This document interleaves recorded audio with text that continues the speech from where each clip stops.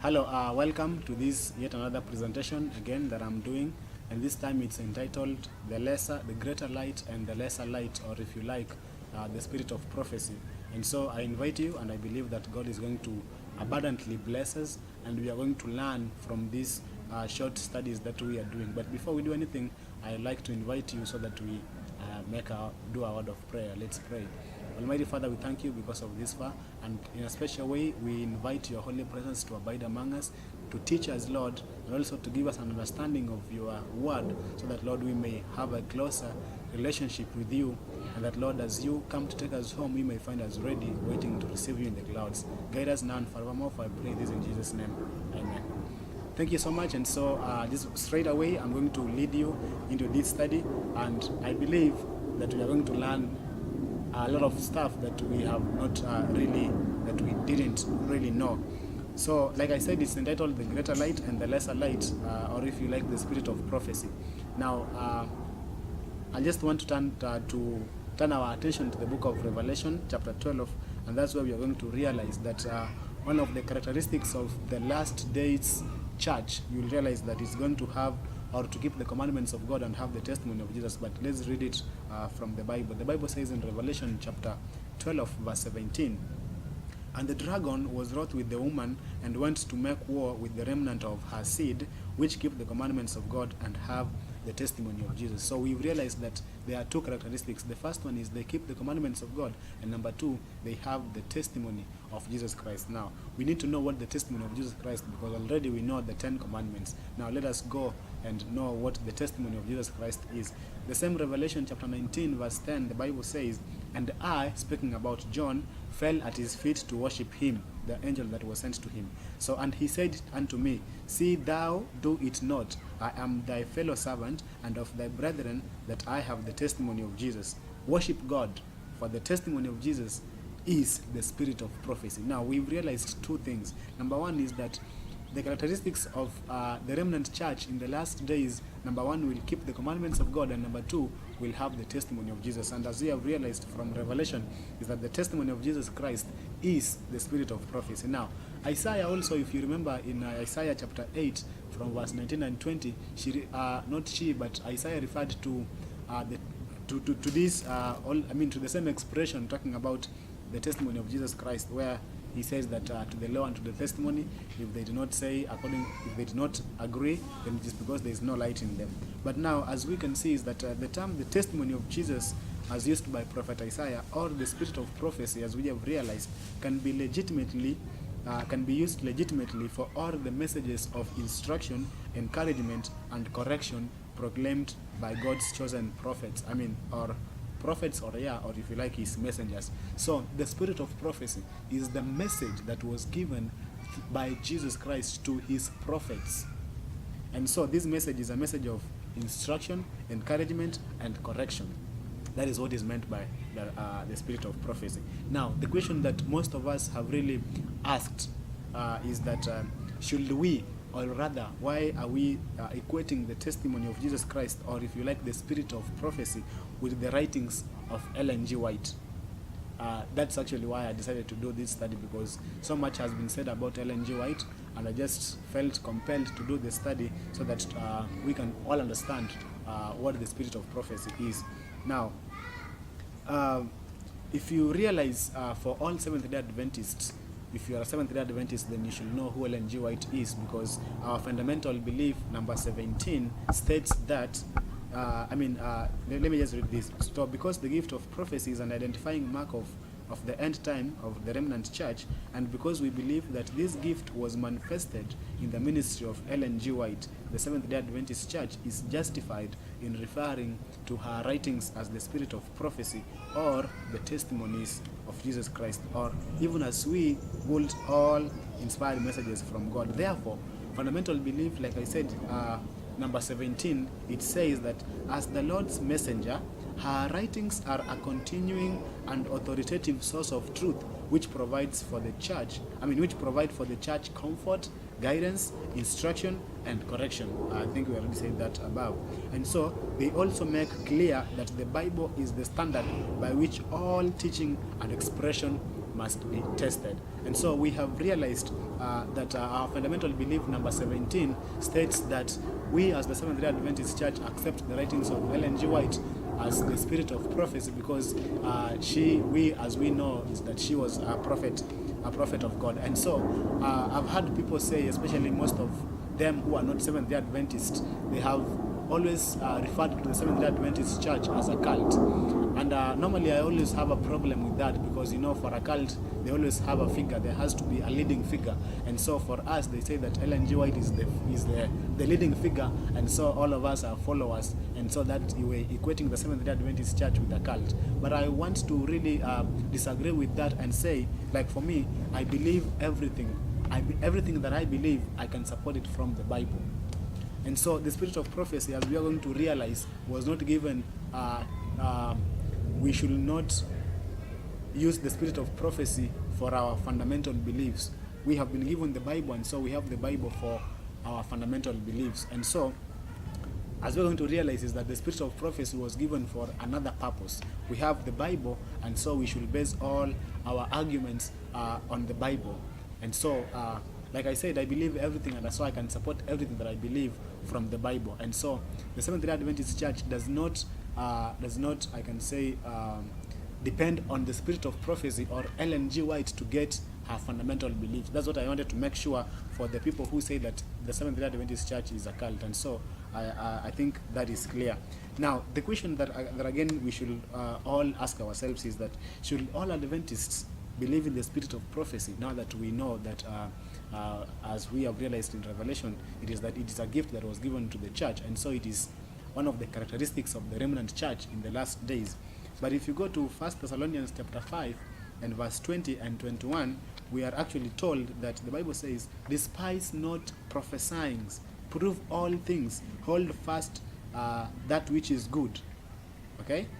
Now, as we have noted here, the Bible singles out this gift as one identifying characteristics of the end-time church. And so whenever God gives a gift to his people must accept it. And so, should all Adventists believe in the Bible, in the spirit of prophecy? Of course, yes, simply because it is a gift given from God. If somebody gave you a gift, you won't reject it. You'll just accept the gift, and because they know why they give you the gift, and so we should be able to accept it. So all Seventh-day Adventists should be able to accept that gift, because number one, some fundamental belief, like I said, number 17 states that as the Lord's messenger, we accept her writings, and so we equate it to the spirit of prophecy.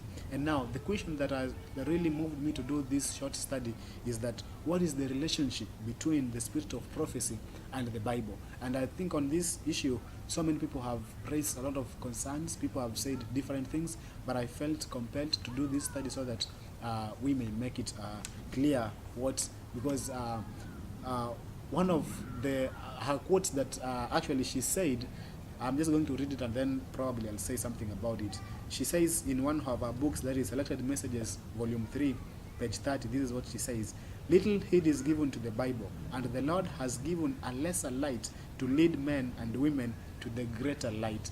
Now, this is why I decided to name this video, The Greater Light and the Lesser Light. And so now, Ellen White herself has said that God gave us the Bible, but men have neglected the Bible. And so, they have done what? Now, they have been given the lesser light, that is the spirit of prophecy, to lead men back to the Bible that they have neglected. Now, Ellen White is not saying that her books, most of her books, I'm going to name them here, like one, let's say the Desire of Ages. The Desire of Ages was a lesser light as compared to what Matthew wrote. That's not what she's saying. In fact, the Desire of Ages could be as a magnification of what Matthew wrote. So if we were to speak of brightness in comparing inspired writings with inspired writings, we will say that Matthew's writings were a bit brighter than Isaiah's. Okay? But the idea that Ellen White is trying to say here is that the writings that follow often after other inspired writings are dimmer than what came, is not a rational thought. And so what I'm saying here is that if we say that now Matthew's account of gospel is the greater light, and then the Desire of Ages is the lesser light, I think we are missing the point there. And so, but her writings, we need to understand that her writings, the writings of Ellen G. White, were inspired. And so we cannot say, like, let's say Shakespeare's writings, right?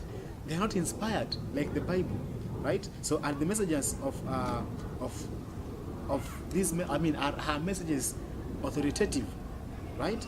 And so are the spirit of prophecy writings merely good suggestions that are not binding upon God's end-time people? The same Holy Spirit, just realize that the same Holy Spirit that inspired holy men to write as they were moved by the Holy Spirit, the same Holy Spirit that inspired men to write of the Bible is the same one that inspired Ellen G. White to write of this, to write the messages that she wrote. And so what did she mean when she said that her writings have been given as a lesser light to the greater light because men have neglected the Bible? Now, another analogy is that of a telescope. Let me explain this using the case of a telescope. Now, if you have a telescope and you are going to look at, use it to look at stars from in the sky, let's all agree, we will all agree that the telescope does not add any stars to the sky. You only use a telescope to see the already existing stars in the sky. And so the spirit of prophecy is like a telescope. It is like a telescope, using a telescope to see, to look at the stars. So the telescope is making you to see the stars even bigger or clearer. And so as we are going to realize that the spirit of prophecy is only a magnification of what the Bible is. It is not a lesser light or as many, of course, as most people say that it's a lesser light. So we should probably not waste time reading it because it's a lesser light. No, what she is saying is that the lesser light does not add anything to the Bible. The spirit of prophecy does not add anything to the Bible. At the same time, it does not contradict anything from the Bible. And so, for you to understand the two is using the example that I've given with a telescope. The telescope does not add anything, and so the spirit of prophecy does not add anything to the writings of Ellen G. White. And so, the writings of Mrs. White help us to focus on the truth revealed in God's word, and in some cases we see clearly some of these stars of God's truth that were hiding in obscurity, and I believe we can all agree with that. And so this time, actually, if we realize, if you read Genesis chapter 1 verse 16, you'll realize that that is where the lesser light and the greater greater light and the lesser light are coming from. And so most people who oppose the writings, before I say that, actually, I've had people who say, most people who are in opposition to the spirit of prophecy or the writings of Ellen G. White have always said that, Ellen G. White, we should not really, we should forget about Ellen G. White or the spirit of prophecy and just read the Bible that we have been given. But here, as we have realized, is that the spirit of prophecy is just an addition. It is a gift that was given in addition to the Bible. And so, most people have read, especially most Seventh-day Adventists, I just used to hear people who are rejecting the spirit of prophecy. Most of them say that, the spirit of prophecy is really, it has kind of raised a higher level for Christianity. But is that a bad thing or a good thing? And so if we are critical of the spirit of prophecy because it has raised a higher standard of living, then I think we should be critical of Jesus Christ too. Listen to what Jesus Christ had to say. Jesus said, you heard that it was said that if you commit adultery is a sin. But now I tell you that any man that looks at a woman to lust after her has already committed adultery with her. Why is Jesus Christ so harsh?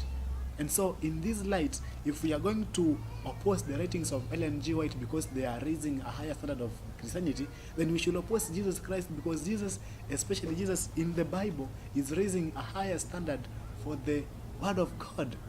And now, a question that I'm going to ask, because most people actually, and I know this is true, because most people who oppose the writings of Ellen G. White have not read her books. Most of them have not read her books. And so, if you're one of them, I would like to invite you to please start reading the writings of Ellen G. White, and you will realize what you have been missing. Because I started studying them recently, and I believe I can tell you that my relationship with Jesus has improved. And so I invite you. And now, for those who always want, who have read and still are rejecting the writings of Ellen G. White, I think I have a message for you here. And this message is coming from the book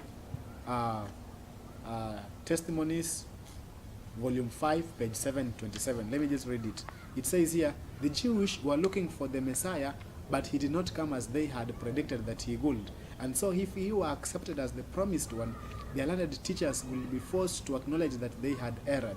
These leaders had separated themselves from God, and Satan worked upon their minds to lead them to reject the Savior. Rather than yield the pride of opinion, they closed their eyes to all the evidences of his messiahship, and they not only rejected the message of salvation themselves, but they steeled the heart of Jesus against they steeled the hearts of the people against Jesus Christ. Now, in speaking to the Jewish who were there, the Jewish had predicted that Jesus was going to come as a king, but Jesus came as a lamb, and so the Jewish could not accept that. Why? Because they knew that if they were going to accept that, then they were going to want to probably, because of their pride, they don't want to accept that, and so they steal the hearts of people against Jesus. And so my message to people who have read the Spirit of Prophecy and still reject it, that is a very, I could say, a very big mistake, because I know that they have read the writings, and after they have read the writings, they know that Ellen G. White is a prophet of the Lord. And so that's why I'm insisting that if you've not read her books, and for those who've read her books and are still rejecting it, that is a very dangerous thing to do, because they believe from the testimonies that she has written, because I believe Ellen White is one of the greatest authors who has uplifted Jesus Christ and uplifted the Word of God. And so if we want to reject her, then I think we are treading on dangerous zones, because soon we are going to reject even the Bible. And that is how the devil starts. He gets us to first reject the Spirit of Prophecy, and then later, at a later date, we are even going to reject the Bible. And so their history should be a solemn warning to us. We need never expect that when the Lord has light for his people, Satan will stand calmly by and make no effort to prevent them from receiving it. He will work upon the minds to excite distrust and jealous and unbelief, like he has done to some people who now don't believe in the Spirit of Prophecy. Let us beware that we do not refuse the light that God sends, because it does not come in a way to please us. So if we want the Spirit of Prophecy to please us, then there is a problem there, because it is not going to please us. It is only there to edify the church. And so let not God's blessings be turned away from us, because we know not the time of our visitation. If there are any who do not see and accept, I will say, the Spirit of Prophecy, let them themselves, let them not stand in the way of others. Let it not be said of these highly favored people as of the Jewish, when the good news of the kingdom was preached to them. Because Jesus said about them, ye entered not in yourselves, and them that were entering in ye hindered. And so that is a very solemn warning to us, that if we ourselves have rejected the Spirit of Prophecy, let us not stand in the way of others who have not gotten an opportunity to read the Bible, to read her writings. And so if we have read and rejected, then we are treading on dangerous zones. Now, why was the Spirit of Prophecy given? Because already we have the Bible, so why was it given?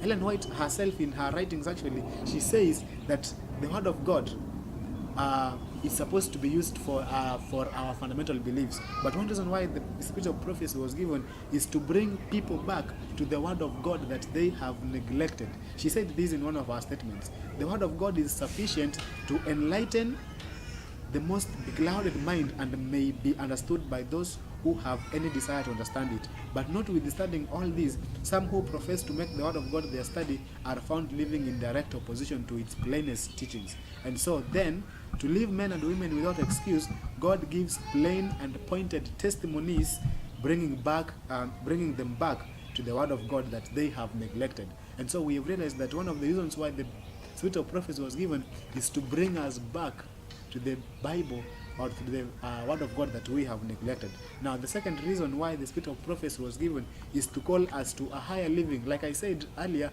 the Ellen White actually has contributed in a great deal in uplifting the standard of Christianity. And so in that way, that is a good thing, because she is now improving our relationship with Jesus Christ. The third reason is to vividly impress truths already revealed. Truths already revealed, and I'm not going to explain that because our time is short. And so the fourth one is also to help us understand the scripture. And already we notice that the writings of Ellen White are not to establish a new faith apart from the Bible. Already we have said that. Rather, they have been given to the church to comfort God's people when they are in, whether they are in right path, and also to correct them when they err, or to correct them from the truth, and also to specify what is truth. And so with so many confusing, conflicting voices around today in biblical interpretation, can anyone doubt the importance and urgency of prophecy? So she's asking this, that with all these so many, because right now people have very many different I can say interpretations of the Bible, but now we use the spirit of prophecy to give us even a more clearer interpretation of the word of God. And so we should not reject it. It is a gift. You cannot reject a gift that somebody has given you. So the testimonies are not to take the place of the word of God. That's already, we have already said that. But let us all prove their position from the scripture and substantiate every point of truth from the revealed word of God. And something else I'm going to mention right now is that Ellen White does not in any way contradict the Bible. I've heard people say, Ellen White contradicts the Bible. I don't think that is true, because I've read her writings and never in any case have I found them to contradict the word of God. And so one reason number five why they were given is that to shield us from error that will come in God's church, especially in these last days. And you realize that as we approach the close of probation of Earth's history, we may expect many more dangerous hearsays to creep into the church. And now the writings of Ellen White have been given to alert us in times of uncertainty, and also to help us realize that we are in the right path. And so, okay, so your opposition has not injured me. Now, let me, some things I want to mention right now is that for the people who are rejecting the testimony of Jesus Christ or the spirit of prophecy, you will realize that there is a reason why the devil wanted you to do that.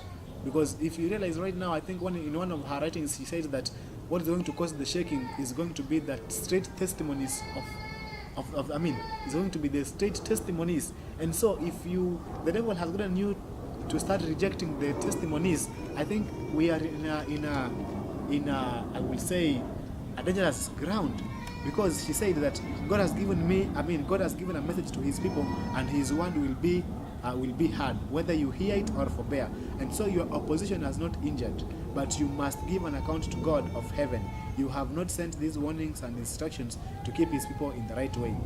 But now, this is what she said about the shaking. Let me read this. She says that I asked the meaning of the shaking I had seen. I was shown that it will be caused by the straight testimonies called forth by the counsel of the true witness to the Laodiceans. It will have its effect upon the heart of the receiver, of the testimony, and it will lead him to exalt the standard and put forth the straight truth. And so this straight testimony, some will not bear, and so they will rise up against it and will cause, that is what is going to cause the shaking. And so I want to just give this warning in a loving manner, that if you already started rejecting the testimonies of Jesus Christ, and I think that is already bringing the shaking, because she says that the straight testimony is what is going to bring about the shaking. And so if you go to Second Thessalonians chapter 5 from verse 1, I'm going to read 1, 2, and 4, and this is what the Bible says.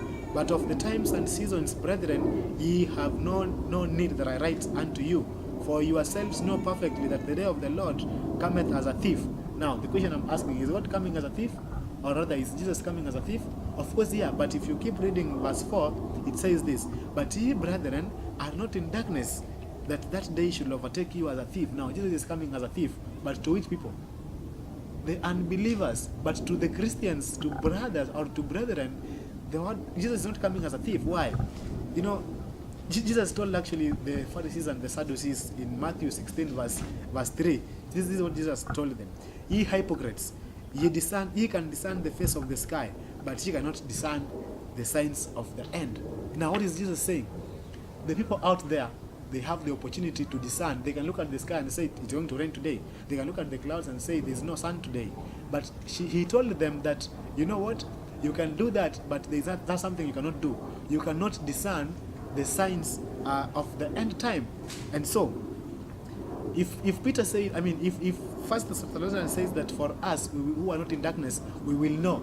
The question is, how are we going to know that now this is, Jesus is coming so that we are not caught as a thief?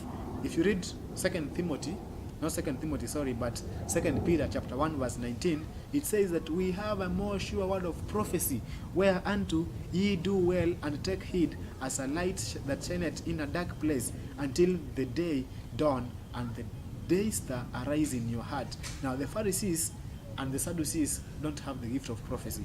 The unbelievers out there don't have the gift of prophecy. But for us who are the brethren of God, we have the spirit of prophecy. And so with that is why Peter says that, not Peter, but Paul says that for you, you know. And so that day will not come upon you as a thief. Why? Because we have the testimonies of Jesus Christ, and we keep also the commandments of Jesus Christ.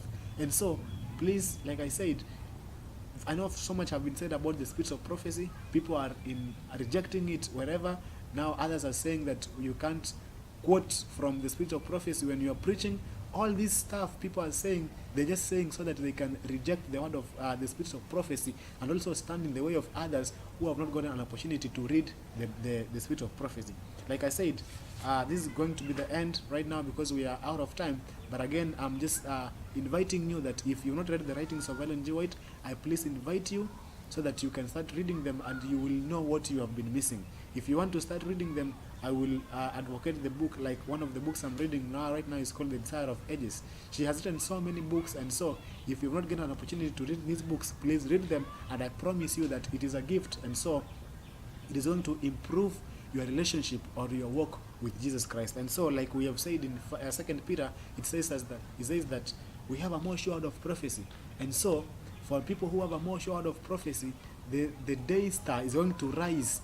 Actually, it says it will rise as a day star in your hearts, and that the day star, as we all know, is Jesus Christ. And so, we know that from the testimony of Jesus Christ, it improves and even pulls us closer to establish a stronger relationship with Jesus Christ. Now, like I said in my previous video, I have these notes, and so if anybody is interested, you can comment here below, and I'll be willing to send them to your email. So if you want me to send a copy of this, just comment using your email, and I'll be glad to send them to you. So as we finish this study, let us pray. Father, we thank you because of the far you've brought us, and I pray that, Lord, your Spirit may continue teaching us, and above all, Lord, help us, give us even more understanding of your word, so that as we read it, Lord, we may be able to comprehend it, that, Lord, we may not be able to depart from the faith. Guide us and forgive us our sins, and above all, Lord, prepare us for the kingdom that is coming soon, so that when you come to take us home, you may find us ready and waiting to receive you in the clouds. For this is my prayer, believing and trusting in the mighty name of Jesus. Amen. Thank you so much. We're having a wonderful discussion on the spirit of prophecy. Yes. And it is true. Most people take the spiritual books like Ellen G. White's writings, they take it as a Bible. Yeah. But it is true that she says that she's a lesser light leading to a greater light. Why is it so important for us to know these things, especially during these end times? It is really important, actually, like we read from the Bible, we realize that Jesus told the Pharisees and the Sadducees, this is what Jesus had to tell them, that you are hypocrites, because you discern, you look at the stars and say, or you look at the sky rather, and say it's going to rain today, but there's something you cannot do. You cannot realize that we are living the last days. And now, if you go to 2 Thessalonians again, the one we read from verse 5, it says that but you, the day of the Lord is coming as a thief. But for you, brethren, it's not going to come as a thief. And so what does that mean? That for the people out there, it's going to come as a thief. But for us who have the testimonies, it's not going to come as a thief. So they'll be ready. We will be ready. Okay. Yeah. And somebody may ask, what is your point of reference? Where have you been referring to in your discussions? Well, I do a lot of studies. Okay. Those are my studies, and actually, most of them are just like I've done a lot of studies. Like I said, if you go to the Seventh-day Adventist Church, the website, you'll realize actually there's just so much that we don't know, and so that's why I just felt compelled, because after I realized this, I said my brothers don't know this, and so I need to bring them up so that every one of us can get to understand especially the relationship between the Bible and the spirit of prophecy. Yeah, early on I heard you say that 70-day Adventist is not a cult. It is not a cult. What is so different that we do that is not a cult? Because some of our viewers and listeners may be thinking that we are defending a religion. Well, like I said, for a cult, for a cult, you must have first, I will say, a leading figure. And so most of them who say that Seventh-day Adventist Church is a cult, they believe that we have Ellen G. White as the leading figure. Oh, I see. Yeah, and so they claim that we base our fundamental beliefs on the teachings of Ellen White. That's why I wanted to make it clear that that's not what we do. Like for me, she bases discussion arguments on the Bible. Exactly. Yeah. And actually, she tells us that we need to base our, defend our what we believe from the writings of the Bible. And in any case that you have maybe a point of contention, if you have something that you are differing with, she tells you that she's a lesser light. Go back to the Bible and do your reference. Exactly. But whenever I read books, there's always a set of 5 I usually encourage my friends to read. Yeah. We have The Great Controversy, we have Ministry of Healing, Desire of Ages, Steps to Christ. Steps to Christ. There's so many of them, but they start it's called the Conflict Ages. I think it's called, it has the Patriarchs and Prophets, Prophets and Kings, Great Controversy, Desire of Ages, and I think Ministry of Healing. Ministry of Healing. Yeah, I always encourage my friends also to read the set of 5 because they are very important. While I was in 12th grade in Kenya, I was told to go back and read Ministry of Healing, and whenever I did it, I realized there is so much that we need to know. Especially during these end times, people are struggling to lose weight. Yeah. Some of us are struggling with exercises, the way we associate with our friends. Yeah. And I realized that she was given that light earlier on. Most people may argue that when doctors are basing their arguments, are basing their judgments on the book. So I also find it very important, but at the same time we encourage people that it is a lesser light. Yeah, at the same time, like you said, people always want to refer to her. But there's something I made clear in my study. Let's understand that the same spirit that inspired holy men to write the Bible is the same spirit that inspired Ellen G. White to write her writings. And so, even if she is referring herself to the lesser light, that doesn't mean that now they are different. They're not different in any way. The same spirit that wrote her writings is the same one that wrote that inspired men to write. And actually, I was about to use this illustration of the moon and the sun. Oh yeah. let's look at the moon. The moon has no light of its own. The moon only reflects that light from the sun. And so Ellen White, these writings that she's writing, they are not her writings. These are the writings that the Holy Spirit has inspired to write. And so these are not her opinions on health. She's not writing her opinions on Jesus Christ. She's writing what the Spirit has revealed to her to put to us. And like I said, that when she writes that, it gives us even a more comprehensive understanding of the Word of God. As we wind up, there is a disease that is coming up that most people are reading something and they tell you that Ellen White says. In the reality or in the really sense, she doesn't say that. And most people come, let me say, most of us who do the preaching, the sermons, we say she says this and this, but it's contrary to what she says. So I like the way you are referring to your text and you quote, this is from here and here, so that a listener and somebody who's following can go one-on-one, be referring as you teach along so that we can learn along. Because nowadays there are so many beliefs, and you may even tend to think that people don't believe in God anymore.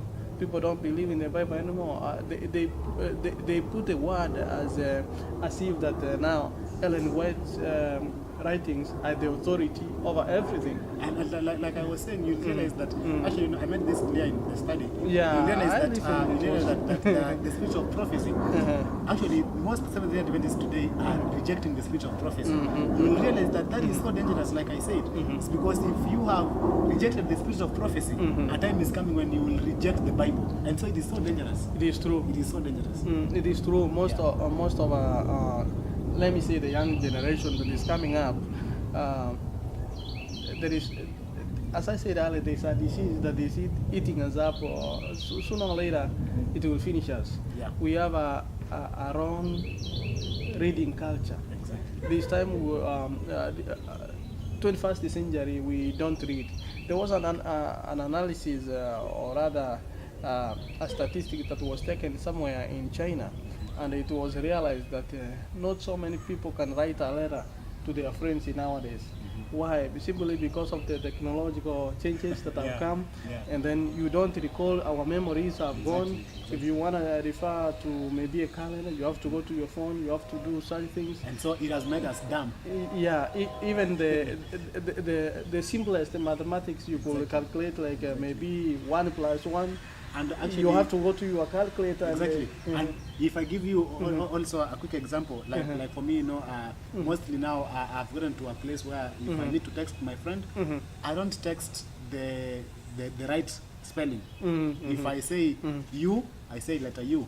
If I say you are coming, I say you, and then letter R are coming. And you realize that in a way is affecting our thinking. And so if you had to go to a test, you'll even forget and start writing those things that you are writing in a test. You fail. So the technology is good. Actually, I think that Prophet Daniel talks about that. Yeah. Technology is good. Daniel but now 12. your technology, our technology, that is what is going to lead us away from Jesus Christ.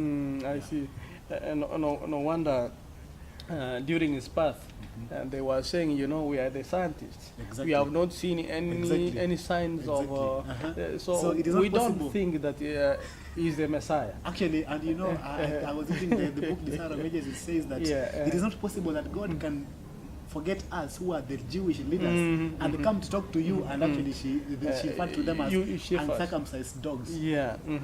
Because they are the hidden out there, the people out there. When we look at the signs of the times, at times most of our believers, they feel, let me not even talk of believers, most of our preachers, us who preach, we tell our people that you are frightening, you are scaring people. Don't even talk about prophecy because it's so scary. And in so doing, we tend to build a culture that we do not respect, or rather, we do not have that gift of prophecy, and we diminish it slowly and slowly. We will not be talking about the prophecy. Okay, on that, I want to make this comment, because you realize that actually the foundation of God is based on love.